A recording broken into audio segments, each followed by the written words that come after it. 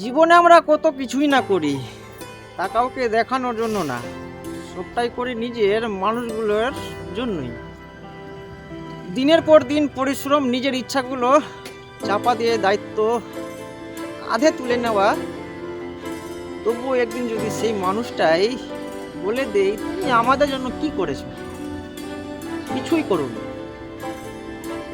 তখন কথাটা শুধু কানে লাগে না, সোজা গিয়ে বুকে আঘাত লাগে। যে মানুষটা নিজের স্বপ্নগুলো চুপচাপ পিছনে রেখে দিনের পর দিন শুধু দায়িত্ব বয়ে নিয়ে গেছে, যার ঘামে ভিজে গেছে জীবন, সেই মানুষটার কাছে এই একটা লাইন যথেষ্ট ভেঙে পড়ার জন্য। সে চিৎকার করে না, অভিযোগও করে না, শুধু নীরবে নিজের মনটাকে জিজ্ঞেস করে, আমি তাহলে এতদিন কি করলাম।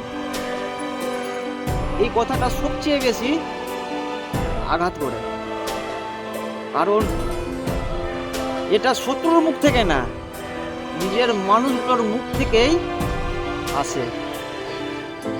কিন্তু মনে রেখো, সব থেকে হিসাব মুখে মুখে হয় না, সব ভালোবাসার মূল্য সবাই বোঝে না। তুমি যা করেছো সেটা তোমার বিবেক আর তোমার আল্লাহ জানেন, এটাই যথেষ্ট। কথা কষ্ট দিতে পারে, কিন্তু নিজের মূল্য ভুলে কখনোই যেও না।